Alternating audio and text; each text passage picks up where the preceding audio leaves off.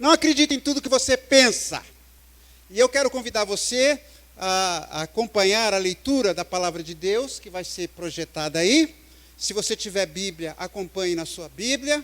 Se tiver caneta na mão e um papel, você pode anotar alguma coisa para você não esquecer.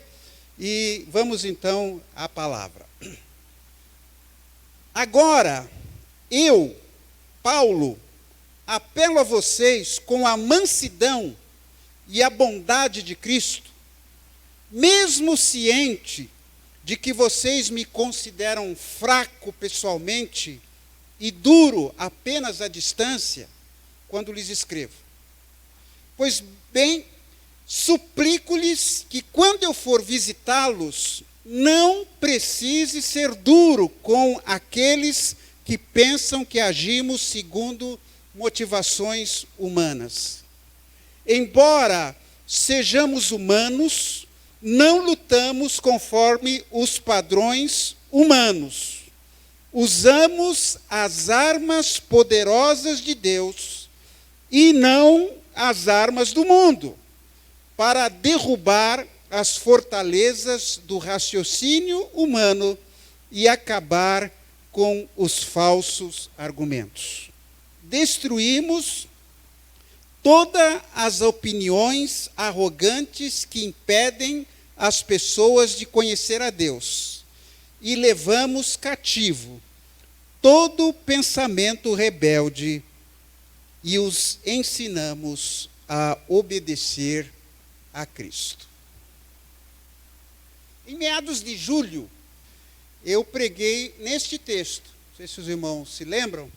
Preguei neste texto e o sermão se chamou Uma Guerra Invisível.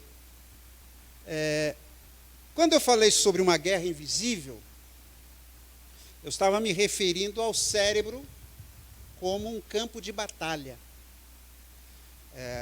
Porque o cérebro é a sede da nossa atividade psíquica e emocional. Não é? É aquilo que a gente pensa, planeja, e aquilo que a gente sente. Os nossos pensamentos afetam as nossas emoções. Pela mente, nós compreendemos as coisas. Pela mente, nós interpretamos os fatos. Pela mente, nós criamos coisas. Nós cremos e descremos através da mente. Pela mente, nós decidimos. Pela mente, a gente imagina. Então, como eu já disse, a mente é um lugar estratégico.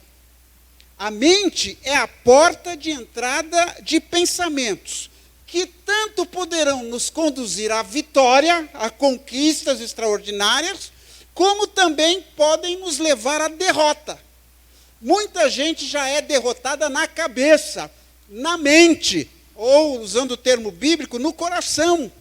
Já partem derrotados. Há um antigo filósofo chinês que viveu 600 anos antes de Cristo, chamado Lao Tzu. Olha só a frase que ele diz: pare de pensar e acabe com seus problemas. Pare de pensar e acabe com seus problemas. Eu estava pensando, bom, para parar de pensar eu tenho que morrer, né? Então, realmente, os problemas acabaram. Principalmente para aqueles que têm Cristo no coração, acabou mesmo. Né? Mas não dá para parar de pensar. Né? Mas o que o Lao Tzu estava dizendo é que a gente começa a sofrer pensando. E a gente pensa muita coisa que nos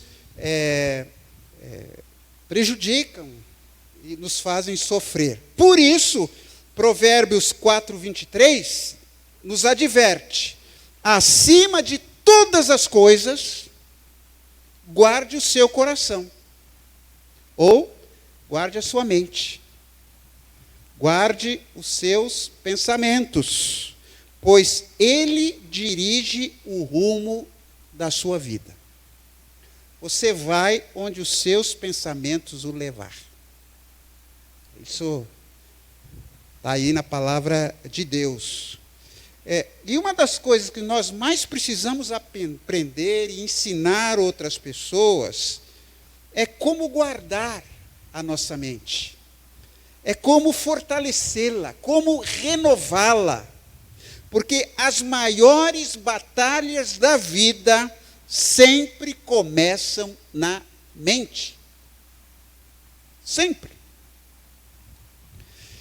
E nesse texto que nós acabamos de ler, a partir do versículo 10, e aí que são 13 capítulos, né? A partir do capítulo 10 em diante, Paulo muda de tonalidade. Paulo, a maneira como ele estava se dirigindo à igreja dos corintianos, mudou, né? É importante lembrar, e eu falei isso aqui, o apóstolo Paulo estava sendo atacado na igreja de Corinto por pessoas que diziam que ele, pessoalmente, era muito bonzinho. Pessoalmente, ele era uma flor de pessoa. Mas por carta, quando ele mandava carta à igreja, ele era valentão. Lembra que eu disse que entre a primeira e a segunda carta aos Coríntios, Paulo escreveu uma outra carta, que se perdeu. A gente não sabe o que aconteceu com essa carta. E ela entrou para a história como sendo a carta severa, a carta das lágrimas. Uma carta em que ele foi muito duro com a igreja. E há quem diga que esse texto que nós lemos, a partir do capítulo 10, principalmente 10, 11 e 12, são fragmentos desta carta severa. Isso eu não posso falar com absoluta certeza, né? E a igreja ficou muito ressentida, mesmo tendo levado broncas por uma razão justa. Eles estavam fazendo muita coisa errada. A igreja dos corintianos era uma igreja terrível, como a gente não tem como negar, né? Talvez aqueles crentes estivessem jogando na cara de Paulo o fato dele ter sido um dos grandes perseguidores da igreja. Você perseguiu a igreja? A gente que não acredita que Cristo possa mudar uma pessoa, né? Eu vejo assim algumas críticas que se fazem a certas pessoas. Ele era isso, era aquilo, agora fala que é crente. Bom, Cristo pode mudar as pessoas, não é? Talvez pretendesse ter um conhecimento especial. Parece que haviam pessoas ali que achavam que eles tinham algumas revelações especiais que Paulo não tinha. Talvez eles se crescem mais santos, mais espirituais do que os demais, do que Paulo. Parecia que os coríntios estavam tentando humilhar a Paulo, zombando da aparência dele. Aquele povo de Coríntios, estava dizendo que a aparência de Paulo era fraca, um cara fracote, e que ele não era um bom orador, ele não falava bem. E na realidade teve um episódio em Atos que ele estava pregando e um cara dormiu. Lembra que o rapaz que caiu, pegou no sono? Né? Mas isso não é nada, eu já fiz muita gente dormir também, então isso não tem muito a ver. Bom, em todo caso, lá em Corinto havia pessoas que consideravam Paulo inferior e se exaltavam a si mesmo e a sua própria relação com Cristo. Era exatamente isto o que estava acontecendo. Esse é o contexto desse texto que nós acabamos de ler. Agora, qualquer religião que faça com que alguém menospreze o próximo, qualquer religião, que faça com que uma pessoa se considere melhor do que o outro, esta religião é uma religião falsa. E era isso que estava acontecendo lá em Corinto. Agora, coloque-se no lugar de Paulo. Qualquer um de nós, pense aqui. Falam horrores ao seu respeito. Como você reagiria? Como você reagiria? E certamente nós iríamos fazer uma boa encrenca. Eu já vi gente fazer encrenca por muito menos. Por muito menos. Eu lembro uma vez saiu uma pessoa brava aqui da nossa igreja, porque ela tinha participado de um evento na igreja, e eu, assim, muito erradamente, eu fui citar nomes. Eu quero agradecer, irmão fulano, e esqueci daquela pessoa. A pessoa saiu brava, falou, não volto mais para essa igreja. Né? Então é assim que a gente age, quando alguma coisa a gente não gosta.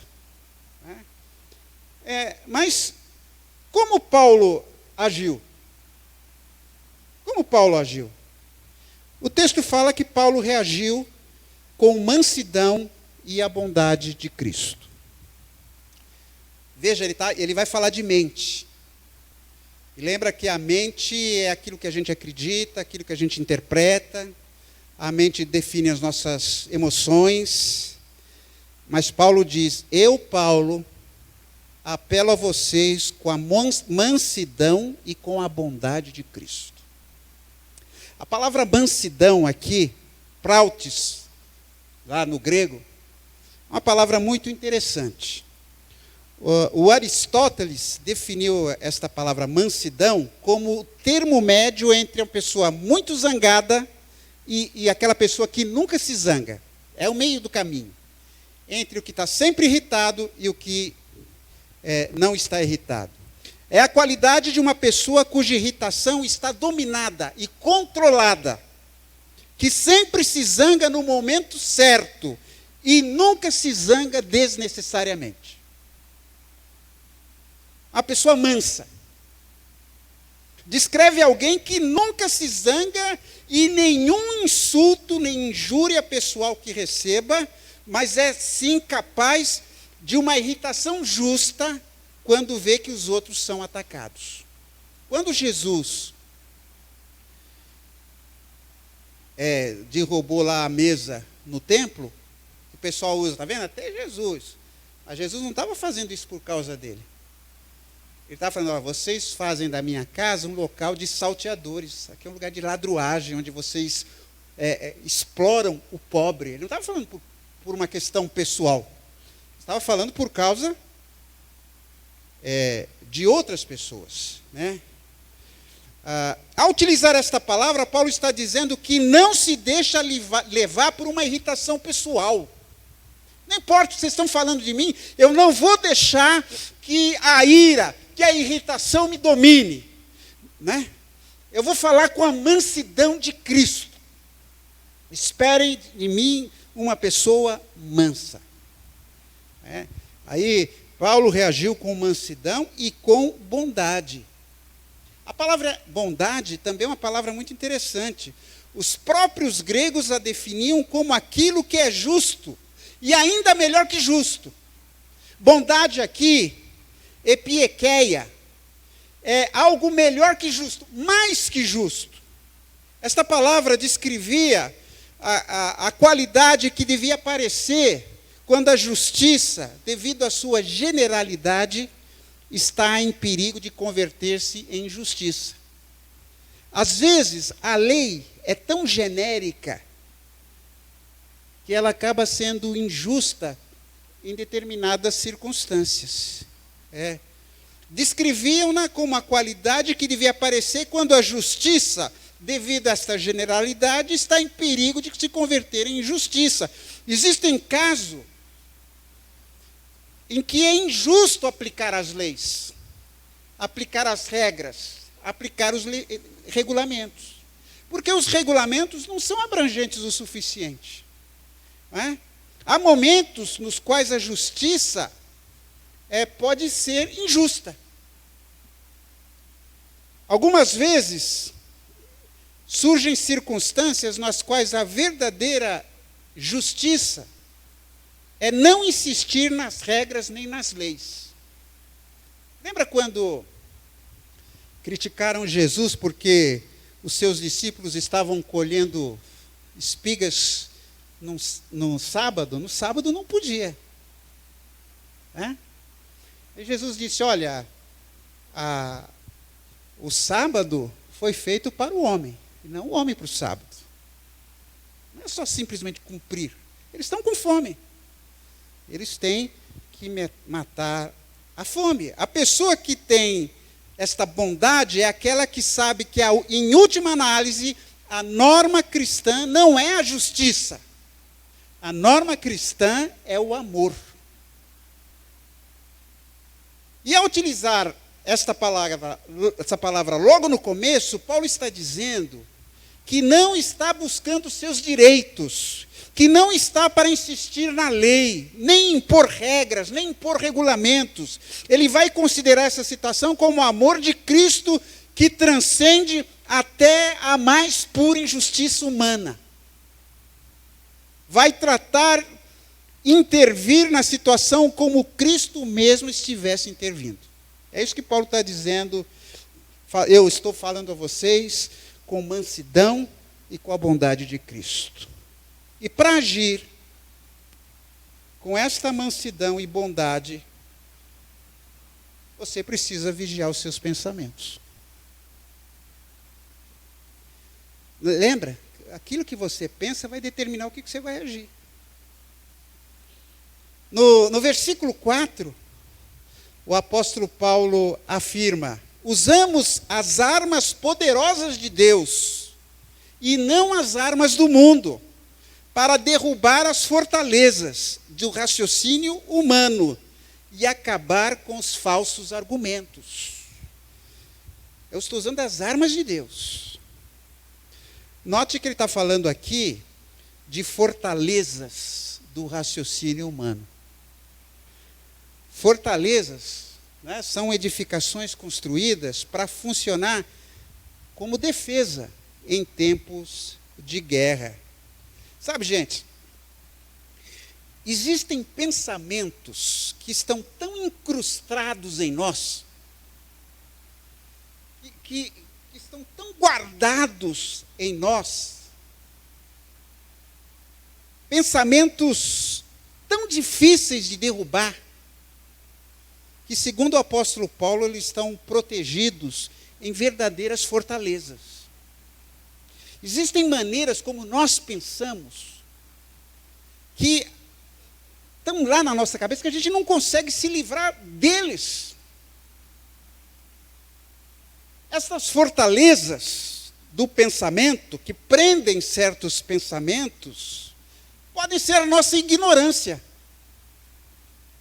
Lembre-se das besteiras que se falaram durante a pandemia. E muitas que ainda se falam hoje. Ignorância. A gente não entende, a gente não sabe, mas quer dar opinião. Aliás, se fala hoje que as mídias deram voz a pessoas ignorantes. Porque antes, quem escrevia num jornal, quem falava numa rádio, eram pessoas, não é, que tinham uma certa projeção. Hoje virou conversa de botequim. Ah, eu acho isso.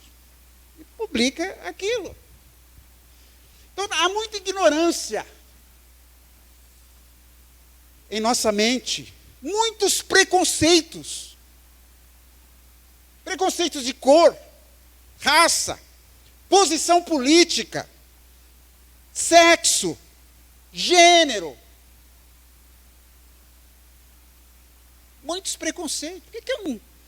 Por que eu não gosto disso? Eu já citei aqui inúmeras vezes, quando nasceu o Rafael, a minha mãe tinha um nome que ela queria que a gente desse para o Rafael, né? Não tinha o nome. Mas nós vamos dar esse nome para ele. Ah, ela não suportou. Não, esse nome você não pode ter. Porque era uma pessoa que ela conhecia, que ela não gostava, que ela tinha muitos problemas com ela, e ela tinha um preconceito contra o nome. Estava na cabeça dela. E quem que tira aquilo? Tanto é que não demos aquele nome. Chamou Rafael.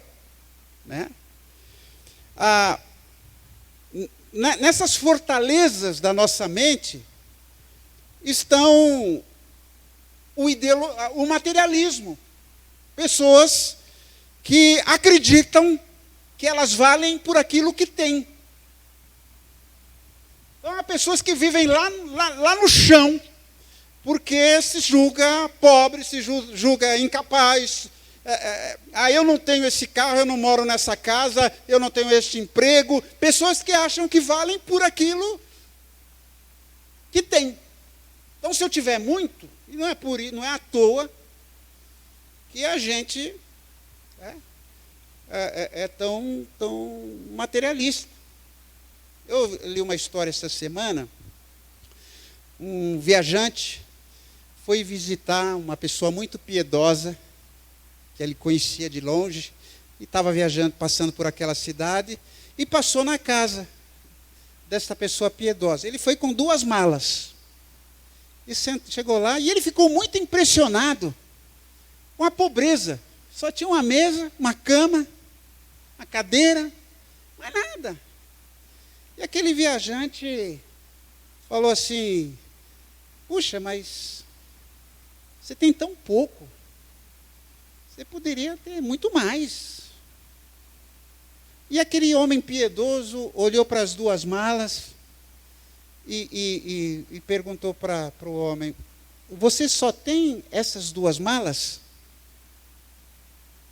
E o homem respondeu: só essas 2, mas eu só estou de passagem. Eu só estou de passagem por aqui, estou viajando. E o homem piedoso diz: pois é, eu também. Eu só estou de passagem. Se a gente lembrasse disso, né? Que nós estamos aqui de passagem. Mas a gente acredita que se a gente comprar um relógio daquela marca, eu tenho esse relógio, eu tenho esse carro, eu tenho essa casa, eu acho que eu vou ser mais importante. Besteira, isso está na mente. Está na mente. Está presa lá e a gente não consegue se livrar desse pensamento. Ideologias, como o individualismo. Nós vivemos num mundo onde hoje prevalece o individualismo, o neoliberalismo, que ainda prevalece nesse país. O neoliberalismo prega o individualismo, cada um por si. Faça o que você puder. E as pessoas vivem sozinhas. As pessoas vivem dando rasteira nas outras. Fortalezas de conceitos de honra, de prazer, de poder. Aquilo que é errado ou certo, vícios de todos os tipos, malícia e coisas semelhantes que estão aí na nossa mente, nessas fortalezas. E elas estão protegidas nessas fortalezas. E a gente está sempre pensando do mesmo jeito. Coisas que a gente aprendeu com os nossos pais, muitas vezes. E a gente não consegue se livrar dessas fortalezas. Destruímos todas as opiniões arrogantes que impedem as pessoas de conhecer a Deus. Levamos cativo todo pensamento rebelde e os ensinamos a obedecer a Cristo. Paulo está dizendo assim: olha, eu quero destruir essas fortalezas desses pensamentos que são deste mundo. Tirar esses pensamentos e levar todos os meus pensamentos para a fortaleza de Cristo. Para que tudo que eu pense esteja sujeito a Cristo Jesus. Há muito material sobre o que a Bíblia tem a dizer sobre fortalecer as nossas mentes. Renovar as nossas mentes. Submeter nossas mentes e trazer nosso pensamento para o cativeiro. Sabe que há pelo menos 100 princípios, 100, na palavra de Deus, que tem a ver com o que nós devemos fazer com a nossa mente. Pelo menos 100. A mente, como eu já disse, é o nosso maior patrimônio.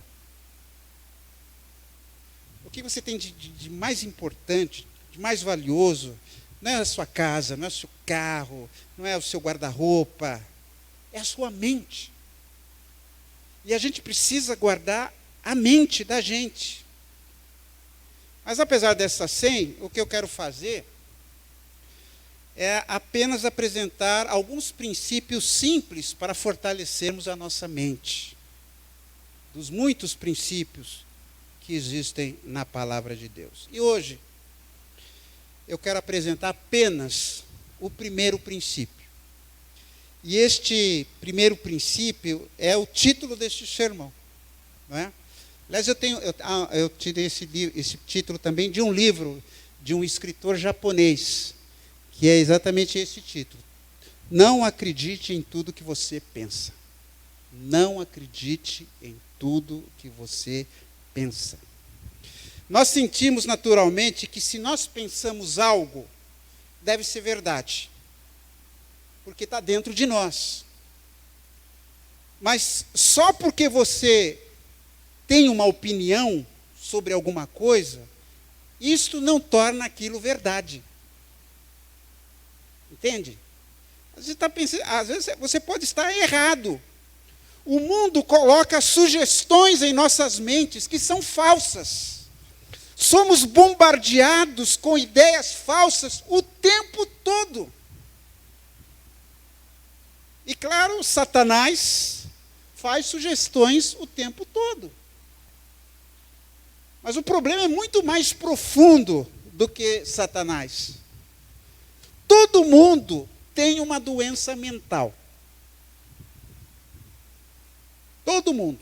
Todos nós. Eu, você. Todos nós somos doentes mentais.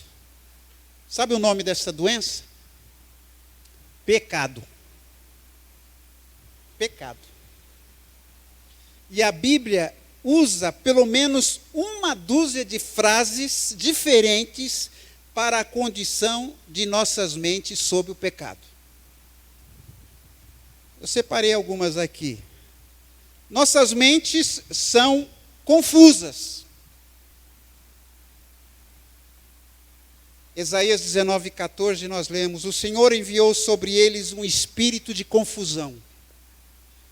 Estão equivocados em tudo que dizem.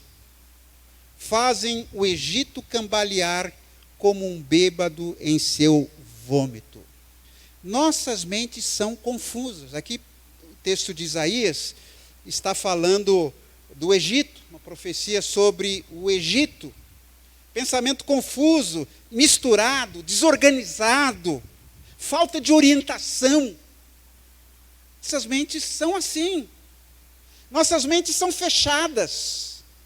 Jó 17, 3 e 4 diz assim: ó Deus, só tu podes garantir o meu livramento. Quem mais tenho eu para ser meu fiador? Tu fechaste a mente desses zombadores, para que não entendessem as coisas. Não deixes que eles me derrotem. Gente com mente fechada. Por mais que você diga, por mais que você explique, por mais que você justifique, por mais que você mostre argumentos, essas pessoas têm a sua mente fechada. Coisas absurdas. Mas não entra. Mentes inquietas. Eclesiastes 2, 22, 23. O que resta ao ser humano depois de tanto trabalhar e lutar aqui, debaixo do sol? Toda a sua vida está cheia de sofrimento, frustrações e trabalho duro. Nem sequer de noite descansa sua mente. Isso também não faz sentido. Uma mente inquieta, aquela pessoa que não consegue relaxar, que não consegue dormir direito, que não consegue ter um pensamento de tranquilidade, de paz, aquela pessoa que está sempre a próxima coisa que vai fazer, o próximo projeto, sempre preocupado. Mentes inquietas. As nossas mentes são precipitadas. Se alguém, sem pensar no que está dizendo, jurar que vai fazer alguma coisa, seja bom ou má, um desses juramentos que a gente faz sem pensar, então será culpado logo que compreender o que fez. Levíticos 5:4. Quantas vezes nós nos precipitamos? De quantas coisas nós já nos arrependemos porque não pensamos? Deu na telha e fez. Deu na telha e disse. A Bíblia também fala sobre uma mente perturbada. O rei da Síria, em guerra contra Israel, descobriu que tudo que ele fizesse, o rei lá descobria. E o rei da Síria ficou perturbado com isso, e chamou seus servos e lhes disse: não me contareis quem dos nossos está a favor do rei de Israel? Uma mente perturbada. Conhece gente perturbada? Gente que parece que tem uma nuvem negra por cima dele e urubus voando assim por cima. A Bíblia fala de uma mente corrompida. Paulo a Timóteo diz sobre certas pessoas: atritos constantes entre aqueles que têm a mente corrompida e que são privados de verdade, os quais pensam que a piedade é fonte de lucro. A mente se corrompeu, se estragou. A mente já não está cumprindo o seu papel. Outro tipo de mente, uma mente pecaminosa. Paulo, escrevendo aos Romanos, diz: as pessoas que têm a mente controlada pela natureza humana acabarão morrendo espiritualmente. Mas as que têm a mente controlada pelo Espírito de Deus terão a vida eterna e a paz. Por isso, as pessoas que têm a mente controlada pela natureza humana se tornam inimigas de Deus, pois não obedecem à lei de Deus e, de fato, não podem obedecer a elas. A mente, as pessoas que vivem de acordo com a sua natureza humana, não podem agradar a Deus. O pecado, pela nossa velha natureza, pela a nossa humanidade, leva a pessoa a pecar. Uma mente insensível. Paulo, escrevendo aos Coríntios, na verdade a mente deles se fechou, pois até hoje o mesmo véu permanece quando é lida a antiga aliança. Não foi retirado, porque somente em Cristo é que ele é removido. Paulo aqui falando aos judeus, que liam as Escrituras, mas não eram tocados pela Escritura. Uma mente insensível, a verdade não mexia com eles. Qual foi a última vez que o seu coração apertou quando você leu a palavra de Deus? Quando uma verdade se manifestou na sua vida? Ou a gente lê a Bíblia e não é tocado por ela? Uma mente cega. O Deus desta era cegou o entendimento dos descrentes, para que não vejam a luz do Evangelho e da glória de Cristo, que é a imagem de Deus. Cegos. Eu me lembro uma vez eu evangelizando aqui na rua Baltar. E o rapaz olhou para mim e disse assim: olha, se você fazer Deus aparecer aqui, eu vou acreditar nele. Cego. Cego. Uma mente depravada. Estes mestres se opõem à verdade, como Janes e Jambres se opuseram a Moisés. Têm a mente depravada. E a sua fé não é autêntica. Então, meus irmãos, as nossas mentes estão danificadas. Nosso pensamento é danificado. Por causa do pecado. E o que significa que nós não podemos confiar naquilo que nós pensamos. Coloque o seu pensamento sobre suspeita. Por que eu não gosto desta pessoa? O que ele fez de fato para mim não gostar disso? Por que eu tenho esta atitude em tal circunstância? Por que eu tenho tais preconceitos? Por que eu não consigo acreditar naquilo? É duro você falar com os donos da verdade, não é? Há pessoas que são donas da verdade. E eu já disse aqui, nós não temos acesso pleno à verdade, essa verdade metafísica. Nós temos as nossas opiniões, nossos conceitos, mas a verdade final só é em Deus. E é complicado. Jeremias 17:9 diz: quem pode entender o coração humano? Não há nada que engane tanto quanto ele. Está doente demais para ser curado. Veja, eu não estou falando nenhuma novidade aqui. Não há nada tão doente como os nossos pensamentos. Em função de tudo aquilo que a gente ouve, tudo aquilo que a gente assiste, todas as informações que a gente recebe, as pessoas com quem a gente se relaciona. E a gente vai acrescentando e aquilo vai ficando preso em algumas fortalezas. Nós temos uma incrível capacidade de mentir para nós mesmos. E a gente faz isso o tempo todo. Eu também. Nós dizemos a nós mesmos que as coisas não são tão ruins quanto realmente são. Não, isso não é tão ruim assim. Dizemos a nós mesmos que as coisas são melhores do que realmente são. Nós dizemos a nós mesmos que estamos indo bem quando estamos indo mal. Estamos dizendo a nós mesmos que não é grande coisa quando é um grande negócio. Na verdade, a Bíblia nos diz que você não é confiável para dizer a si mesmo a verdade. É por isso que nós precisamos questionar os nossos pensamentos e ensinar os outros a não acreditar em tudo que pensam. Só porque você tem um pensamento não significa que ele está correto. A Bíblia diz que Satanás é o pai da mentira. E se ele pode fazer você acreditar numa mentira, ele pode levar você a pecar. Sempre que você peca, você está pensando que sabe melhor do que Deus. Nós nos enganamos o tempo todo. O tempo todo.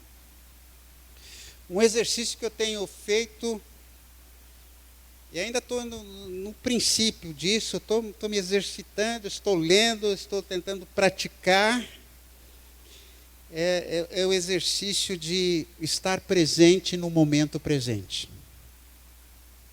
Viver aquele momento, no presente.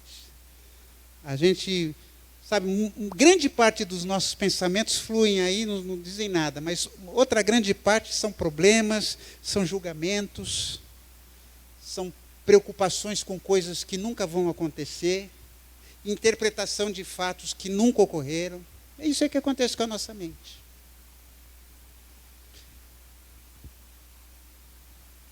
Todos nós temos pontos cegos. Nem sempre nós dizemos a verdade, porque nós não paramos para pensar. Frequentemente a gente faz julgamento rápido. Ah, não fui com a cara disso aí. Ah, não sei por quê. Não fez nada para mim, mas não fui com a cara. Isso é um julgamento rápido. Nós não conseguimos enxergar alguns detalhes que são importantes. Eles passam batido. Todos nós temos mais preconceitos do que nós imaginamos. Nós tiramos conclusões precipitadas. Nós ficamos presos por categorias. Você é isso ou aquilo. Quem foi que disse que só existem duas categorias ou três categorias? Muitas situações têm vários tons de cinza. Você não pode colocar lá uma etiqueta na testa do sujeito e dizer, você é isso. Você não pode chegar a um determinado ensinamento e dizer, isso está errado, se você não estudou aquilo. Você não pode dizer eu concordo ou não concordo se você não se aprofundou em relação àquilo. Eu tenho lido, ultimamente, muita coisa sobre o cérebro.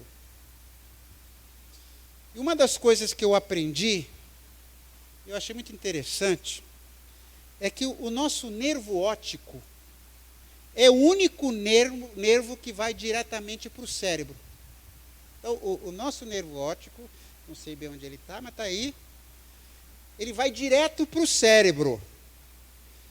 E, na realidade, o cérebro envia mais impulsos para frente do que recebe impulsos. Então, o cérebro diz para a gente aquilo que a gente vê.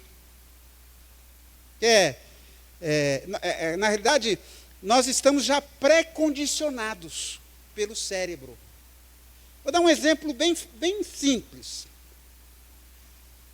5 pessoas veem um acidente na rua. Aí você vai tirar o depoimento dessas 5 pessoas. Cada um vai dizer uma coisa diferente. Não é assim? Outro dia, num jogo do glorioso Santos Futebol Clube, deram um pênalti lá para o Santos, né, e falaram que foi roubado. Né? Olha aqui na televisão, com câmeras poderosas, com VAR, que é um mecanismo ali que detecta. E no dia seguinte, eu estava lendo o jornal, 5 juízes estavam falando se foi pênalti ou se não foi. E eles não conseguiram entrar em acordo. E foi claro que foi pênalti. Todo mundo sabe que foi pênalti. Principalmente para os santistas. Os outros acham que não foi. Você está entendendo uma coisa?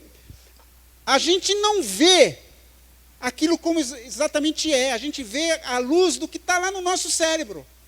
Nós já vemos com a luz dos nossos preconceitos. Os irmãos entendem? Então, a gente não consegue ser objetivo. Então, quando você interpreta o fato, quando um político fala, se esse político é do seu partido, você concorda. Se ele não for, está errado.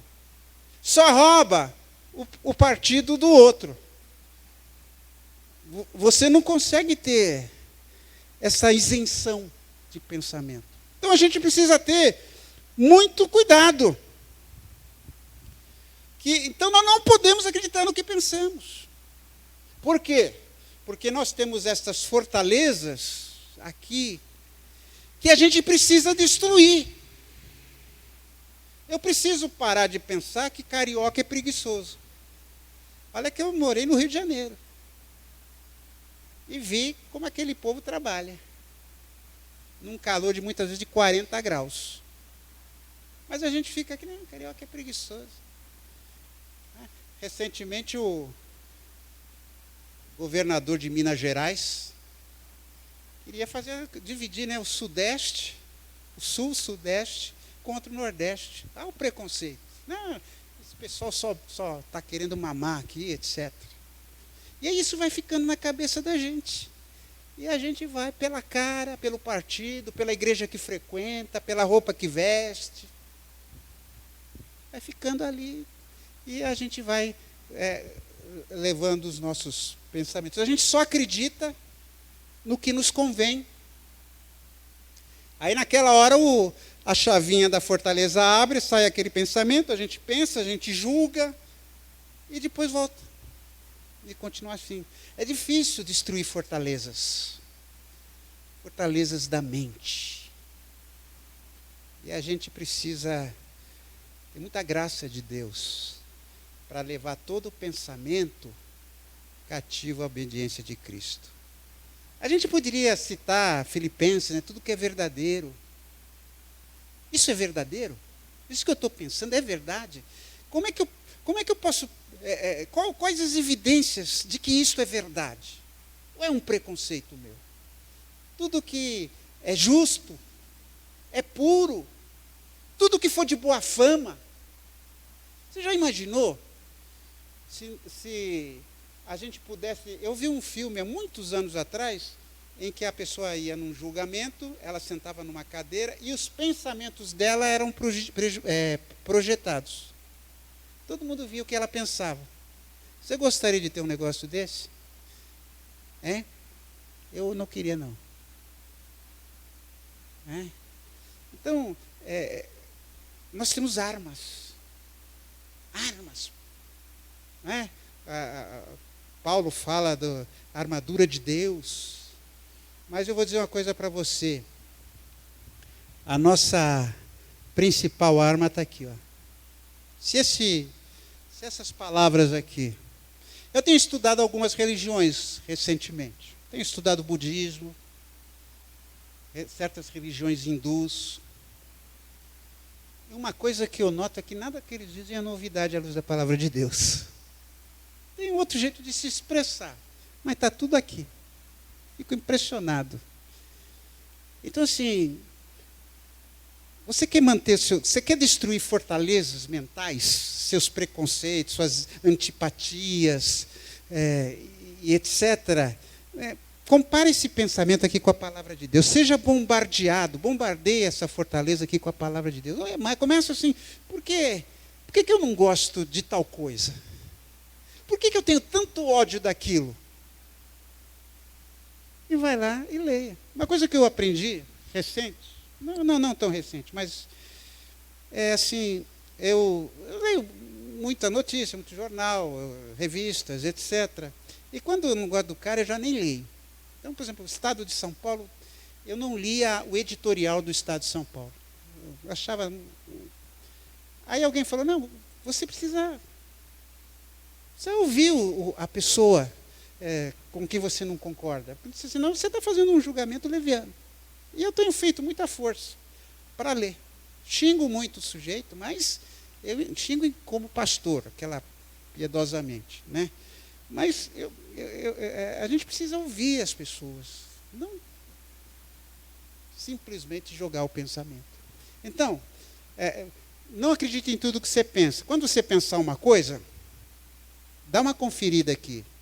Deus, Pai querido, deixa eu ver se esse pensamento é verdadeiro. Não é verdadeiro. Então destrói essa fortaleza e leva cativo o pensamento à obediência de Cristo.